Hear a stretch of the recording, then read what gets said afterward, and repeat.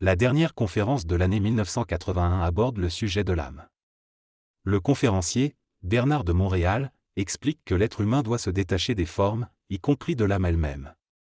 Il se penche sur une compréhension contemporaine de l'âme, adaptée à l'esprit de l'homme du XXe siècle. Il précise que la destruction dont il parle concerne les conditionnements psychologiques qui empêchent l'homme de comprendre les mystères de l'intelligence et de l'évolution. L'âme est définie comme les pensées et les émotions qui sécurisent l'ego et empêchent l'accès à l'intelligence pure en chacun. Ainsi, pour comprendre le phénomène de l'âme dans un contexte plus large que celui des religions et des philosophies ésotériques, l'homme doit accéder à une intelligence qui dépasse la sienne propre. Au-delà de l'émotivité et de l'intellect, il existe une intelligence universelle à laquelle l'homme peut accéder pour comprendre les mystères de l'évolution. Cependant, les concepts de philosophie spirituelle, religieuse ou ésotérique transmis depuis des milliers d'années ne conviennent peut-être plus à l'homme moderne. L'objectif est donc d'élever la vibration de la conscience humaine pour percevoir cette intelligence supérieure et comprendre notre évolution. L'âme est une mémoire qui enregistre les expériences vécues par l'homme au cours de son évolution. Chaque personne a une âme individuelle, mais elle est liée à une conscience cosmique composée d'innombrables autres âmes. Lorsque nous nous incarnons sur Terre, nous puisons dans la mémoire de notre âme les énergies enregistrées lors de nos expériences passées.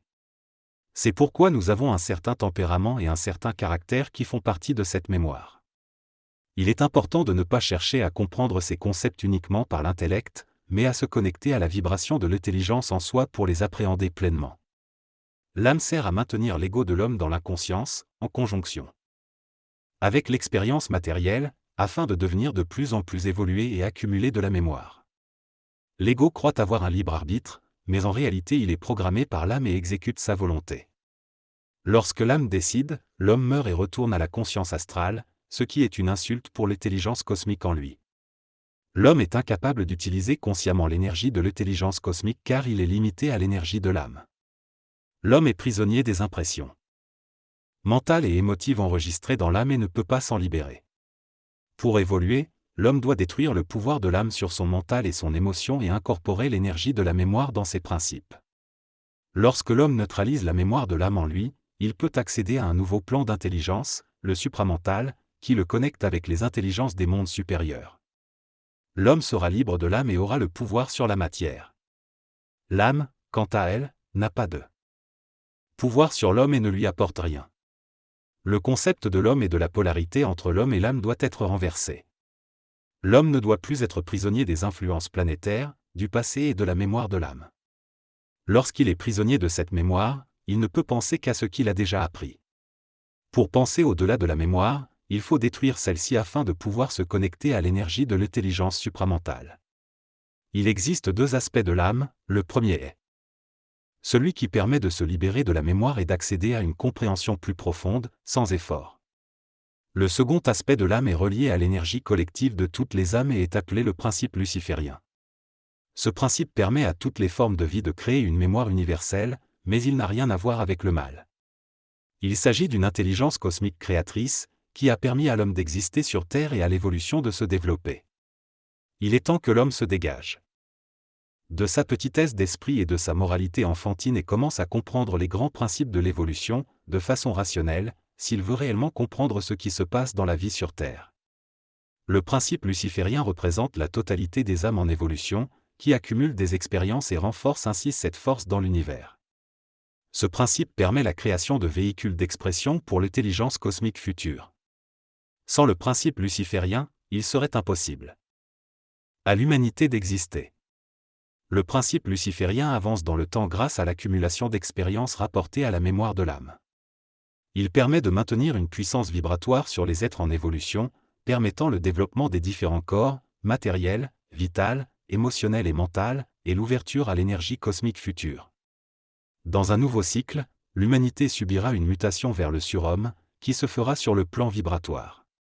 Cette mutation fait partie de la programmation de l'évolution de la Terre et du cosmos, et l'homme deviendra maître de la vie et pourra interagir avec des intelligences avancées. La mutation impliquera une transformation et une destruction des formes émotionnelles et mentales de l'homme afin d'établir un mental supérieur. Les premiers signes de cette mutation seront la perte de la mémoire subjective, ce qui créera un choc à l'ego. Cependant, cela fait partie de son expérience. L'énergie cosmique aide l'homme à se libérer de la mémoire de l'âme, à vivre dans le présent de sa conscience cosmique et à ne plus être limité par le passé. Lorsque l'homme ne vit plus de sa mémoire, il ne vit que d'intelligence et sait parfaitement où il va. Lorsque le temps sera venu, l'homme passera naturellement d'un temps vibratoire à un autre. Pour cela, il est essentiel que la mémoire de l'âme soit affaiblie jusqu'à ce que l'homme ne vive plus de celle-ci. L'humanité doit comprendre que le statu quo n'existe pas dans l'univers et qu'elle doit couper les liens avec le passé pour entrer dans l'infini de l'intelligence. La période actuelle marque un nouveau cycle d'évolution où l'homme doit regarder en lui-même et surmonter les blocages spirituels et l'orgueil. L'âme a été essentielle à l'involution et a accumulé des informations, mais il est temps maintenant que l'ego cesse d'être asservi à l'âme. Pour cela, l'ego doit commencer à développer son intelligence et à se libérer de la mémoire calquée sur les émotions et l'intellect. Les lois de l'âme doivent être comprises par l'homme pour pouvoir évoluer. L'auteur affirme que l'âme ne peut pas être comprise par l'homme selon les lois de la tradition, car cette dernière fait partie de l'expérience de l'âme et non de la conscience cosmique. La conscience cosmique est une dimension de l'énergie dans l'univers qui évolue, programme, intercepte et organise l'énergie de l'atome dans le présent des plans de l'évolution, indépendamment des conséquences émotionnelles, mentales ou intellectuelles des races en évolution. Il explique également que l'ego est nécessaire à l'homme, car il offre un centre conscient capable de recevoir l'intelligence cosmique et de créer un lien avec les mondes de la lumière. Cependant, l'ego de l'homme est généralement formé par des impressions accumulées au cours de sa vie, des influences de la société et des systèmes, et des liens vibratoires avec l'énergie de l'âme. Cela le rend impuissant car il est en dehors de l'intelligence cosmique. R souligne l'importance pour chaque homme de retrouver son identité personnelle en étant indépendant des influences extérieures. Il affirme que l'ego de l'homme est extraordinaire mais souvent méconnu, empêchant les hommes de se libérer des influences néfastes de la civilisation et de la programmation de l'humanité. Ainsi, ils ne peuvent pas rentrer dans leur propre lumière et réaliser leur vraie essence, leur volonté, leur intelligence et leur amour. Dans cette discussion, Bernard de Montréal souligne l'évolution de l'homme vers un état de conscience supérieure. Il explique que l'homme doit comprendre que son ego n'a pas de pouvoir réel et qu'il doit rechercher sa propre intelligence plutôt que de s'appuyer sur celle des autres. Il souligne également l'importance de préserver son intuition et de la laisser grandir, malgré les influences de la mémoire émotive et mentale. L'animateur, Robert Lafortune, suggère que l'ego peut être lié à l'âme et se réincarner, mais Bernard de Montréal explique que la mort survient lorsque les principes inférieurs de l'homme ne sont pas intégrés à la lumière. Il explique également que l'évolution consiste à construire des plans supérieurs jusqu'à ce que l'homme puisse maintenir une conscience continue à travers eux. Dans cet extrait, il est question de l'évolution de l'homme vers une conscience supramentale qui le libère de l'influence de l'âme. Cette conscience supramentale lui permet d'accéder à une conscience cosmique plus élevée et de développer l'esprit de l'ego, c'est-à-dire l'intelligence dans l'ego. En fonctionnant avec 5 principes au lieu de 4, l'homme établit un pont entre la matière et l'invisible et est capable de développer un corps morontiel, un corps de lumière. Ce processus permet à l'homme de se reconstruire matériellement sur un plan parallèle et de devenir un immortel. L'auteur souligne l'importance pour chaque homme de développer une identité plutôt qu'une simple individualité, en se connaissant lui-même à travers l'intelligence. Selon l'auteur, un jour, la Terre pourrait être présidée par un être immortel venant de notre planète, ce qui élèverait la vibration de la Terre et en ferait un centre de gouvernement mondial à l'échelle de la galaxie. L'homme est appelé à évoluer vers une conscience supramentale et à se reconstituer sur un plan supérieur, en développant une identité dans l'intelligence. Dans cette discussion, le conférencier BDM et Hergé abordent le concept du corps glorieux du Christ et la résurrection des corps à la fin des temps. BDM explique que le corps glorieux est le corps morontiel, ou le corps de lumière, qui existe sur un plan parallèle à la matière. BDM ajoute que le principe luciférien est un principe d'intelligence actif, qui devient de plus en plus puissant avec l'accumulation d'informations pour s'activer sur un plan inférieur. Hergé mentionne également le 3e secret de Fatima, affirmant que le diable est présent dans les hautes sphères de l'Église catholique. BDM souligne que le principe luciférien est actif dans les sphères nobles de l'évolution humaine, à travers les formes du mental et de l'émotion de l'homme. Il explique que l'homme doit être capable de percevoir l'énergie de l'intelligence qui détruit ses formes et d'évoluer vers une identité réelle et inaltérable. En comprenant les lois de forme, on peut mieux comprendre le symbolisme ésotérique. Dans cette conversation, Bruno de Montarville et Richard Glenn discutent de l'influence de la façon dont une information est présentée sur les croyances et les attitudes des individus. Il souligne la nécessité pour les êtres humains de dépasser les attitudes de croyance ou d'incroyance pour comprendre la réalité du principe de l'énergie qui utilise la forme pour créer ce qui est symboliquement expliqué au public. En ce qui concerne les prophéties et l'incarnation de Lucifer sur Terre, Bruno de Montarville explique que ces prophéties servent à avertir et à préparer intellectuellement et émotionnellement l'homme. Cependant, il affirme que cela ne change rien à l'histoire de la Terre et qu'il est plus important de développer son intelligence pour ne pas être influencé par des événements futurs, comme l'arrivée de l'Antéchrist, par exemple. Richard Glenn pose ensuite une question sur l'origine de l'homme et le rôle de Lucifer. Bruno de Montarville explique que lorsque l'intelligence est mentionnée dans la Bible, il s'agit de l'intellect qui a conduit l'homme à développer son ego et à se retrouver dans une situation difficile. En revanche, l'intelligence universelle, qui descend dans l'homme à la fin du XXe siècle, élèvera l'homme et le fera évoluer vers un nouveau cycle d'évolution.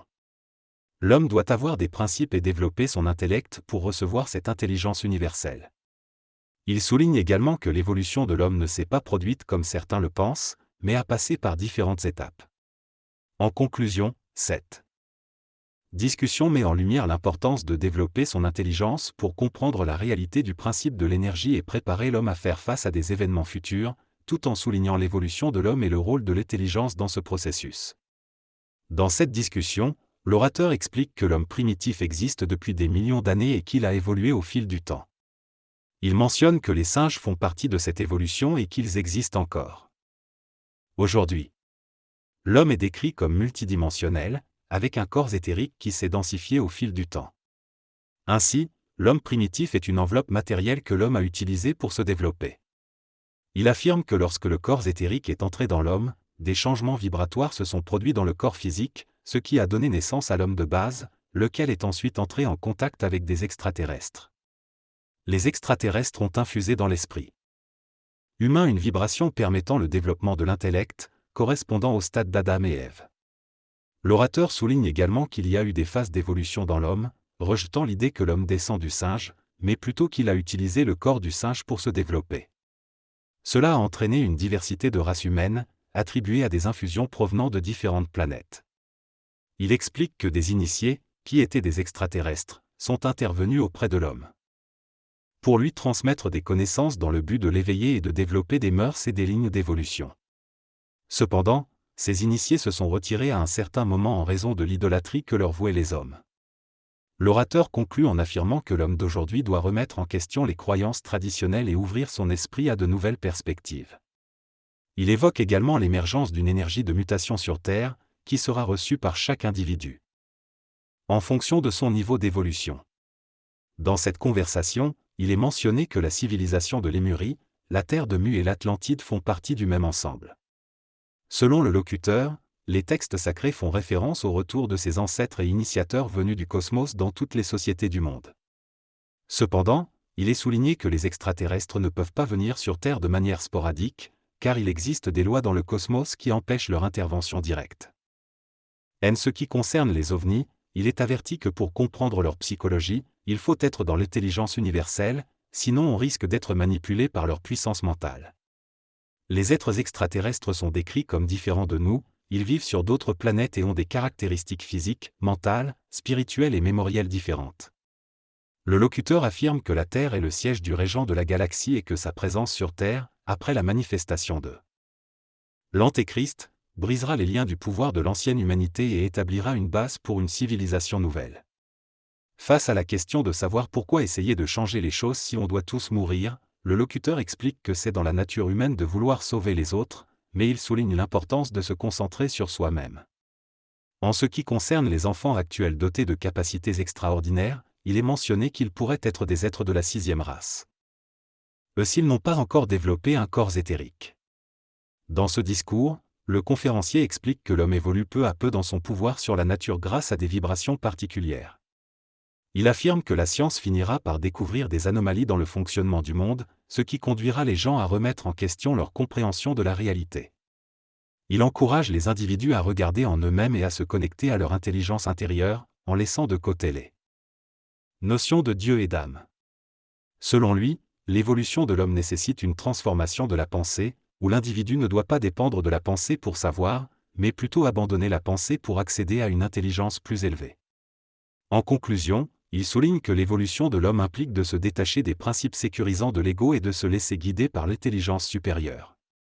Dans cette discussion entre Richard Grégoire et Bernard de Montréal, il parle de la peur et de l'incapacité des gens à changer leur façon de penser en raison de leur conditionnement. Bernard explique que cela fait partie de l'évolution et que ceux qui comprennent peuvent s'adapter et survivre, tandis que ceux qui restent bloqués souffrent des conséquences. Il discute également de la possibilité d'une crise mondiale à venir et de la nécessité de se trouver au bon endroit pour y faire face. Par la suite, Richard demande à Bernard où il sera en 1984 et celui-ci répond qu'il fera d'autres choses, tout en affirmant qu'il a d'autres compétences. En ce qui concerne l'athéisme et la croyance en Dieu, Bernard soutient que les deux sont des formes d'ignorance et que la compréhension de l'intelligence universelle permet de sortir de ces croyances et d'être dans la réalité mentale. Il explique qu'il ne croit pas en Dieu, mais qu'il sait qu'il existe une intelligence que l'on peut appeler Dieu. Dans cette conversation, Bernard de Montréal aborde le sujet de l'intelligence et de l'énergie cosmique. Il explique que l'intelligence est une forme d'énergie qui se manifeste dans le mental, l'émotion et le vital. Il répond à la question de pourquoi l'intelligence ne se manifeste pas brutalement pour éviter l'ignorance des humains en disant que certaines personnes ne sont pas prêtes à recevoir cette énergie et qu'il faut être préparé pour la recevoir. Il mentionne que sa mission est de préparer les individus à recevoir cette énergie et les instruire sur comment l'accueillir. Sans paniquer. Il souligne également qu'il ne faut pas croire aveuglément tout ce qui se passe en soi, mais développer au fil du temps du discernement pour intégrer cette énergie petit à petit. Il met en garde contre le fait de prendre son ego au sérieux et rappelle que ce processus se fait progressivement et pas instantanément. Dans cette conversation, Bernard de Montréal aborde différents concepts relatifs à l'évolution de l'homme et à la transformation de la société. Il met l'accent sur l'importance de l'intelligence, de la volonté et de l'amour dans la vie de chaque individu. Il explique que ces principes sont nécessaires pour que l'homme puisse évoluer vers des principes supérieurs et comprendre les vérités profondes de l'existence. Il souligne également que l'humanité doit passer par une évolution significative pour pouvoir comprendre les autres principes qui existent au-delà de l'amour, de l'intelligence et de la volonté.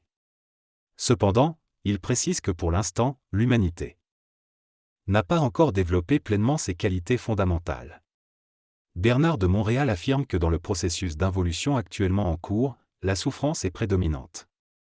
Cependant, il prédit qu'à l'avenir, une fois que l'homme atteindra un certain niveau d'évolution, il sera capable de construire et de vivre dans la joie, en harmonie avec l'esprit de la terre. En ce qui concerne la mort, Bernard de Montréal rejette l'idée de mourir sur le plan matériel. Il explique qu'au lieu de cela, lorsque son corps physique n'aura plus de tâches à accomplir, il changera simplement la vibration de son corps pour passer à un autre plan. Il rejette l'idée de la mort dans la terre comme une insulte à l'intelligence de l'homme et de l'univers. En résumé, Bernard de Montréal fait référence à différentes notions liées à l'évolution de l'homme, à la transformation de la société et à la perception de la mort. Il encourage l'homme à développer son intelligence, sa volonté et son amour pour évoluer et accéder à des principes supérieurs. Il évoque également un avenir où la joie et l'harmonie prévaudront, où l'homme vivra en accord avec les dimensions spirituelles de la terre.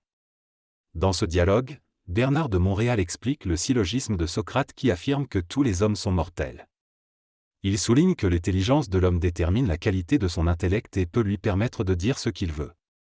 Cependant, il précise que dire quelque chose ne change pas nécessairement la réalité. Il critique également le fait que les gens veuillent que les autres croient en ce qu'ils disent, ce qui peut conduire à des conflits religieux.